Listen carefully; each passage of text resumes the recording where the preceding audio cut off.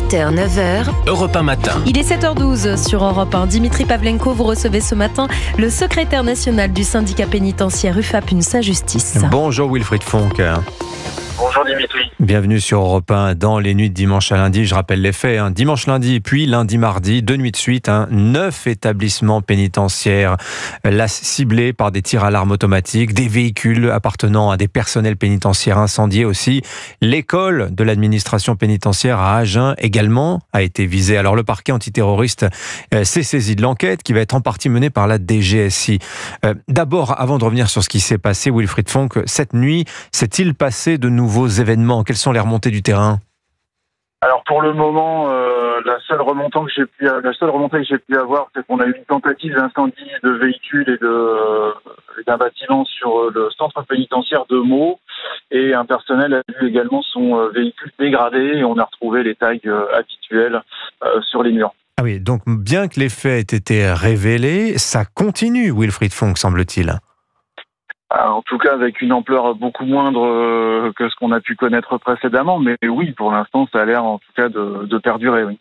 Bon, ce qui s'est passé est évidemment très grave, Wilfried Fonck. Il n'y a pas beaucoup de dégâts à ce stade, heureusement. Mais vos collègues de la pénitentiaire, comment vivent-ils ces événements ?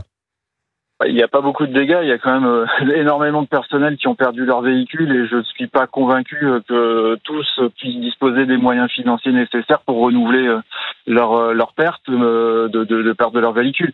Donc aujourd'hui, comment vivent les personnels? Ils vivent comme d'habitude avec la boule au ventre, avec ce stress supplémentaire de se dire maintenant on n'est même plus en sécurité non plus sur les emprises foncières des domaines pénitentiaires et nos biens matériels sont même menacés en même temps que nos familles. C'est inédit ce qui s'est passé, Wilfried Fonck. Dans la forme, oui, c'est-à-dire que d'avoir une attaque aussi coordonnée, aussi préparée, aussi organisée, c'est la première fois que l'administration pénitentiaire est confrontée à ce type d'action-là.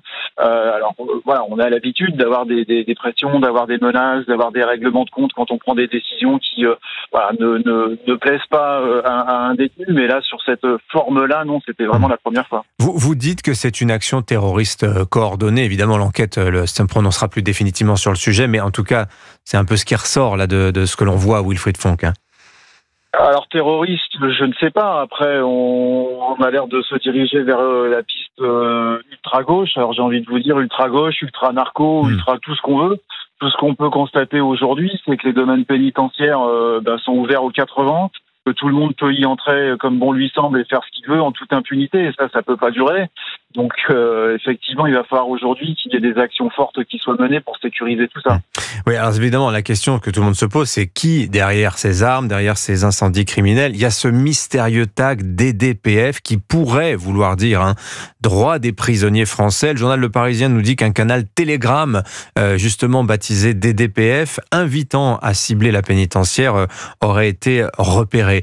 Alors c'est vrai que ça pose beaucoup de questions. Vous l'avez dit, l'ultra-gauche anticarcérale, des narcotrafiquants, des gens payés par eux pour mettre la pression, une convergence des luttes, tout ça est quand même bien mystérieux. À un moment quand même, c'est vrai, on reparle beaucoup de la prison sous l'impulsion de l'action de Gérald Darmanin et du gouvernement. Wilfried Fonck, malgré tout, il faut se féliciter de tout ce qui se fait en ce moment pour la pénitentiaire.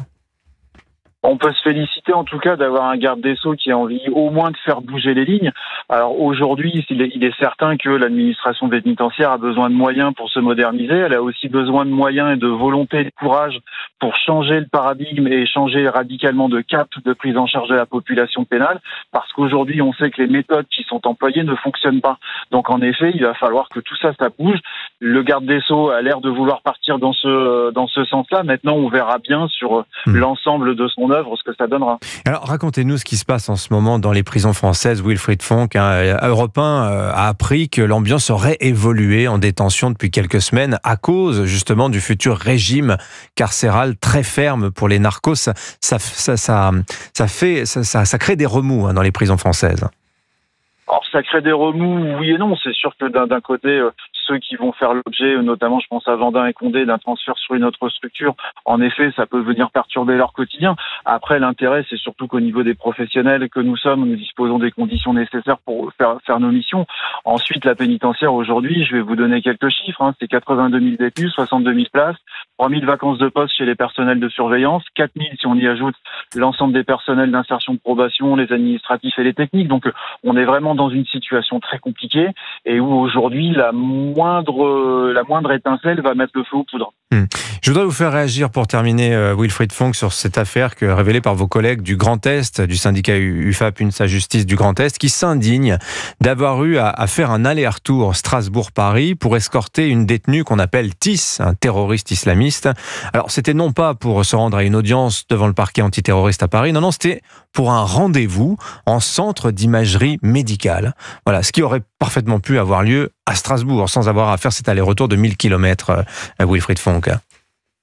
Ouais, en effet, il y a parfois des décisions des autorités judiciaires qu'on a du mal à comprendre, et une fois qu'on les a comprises, on a encore plus de mal à les accepter.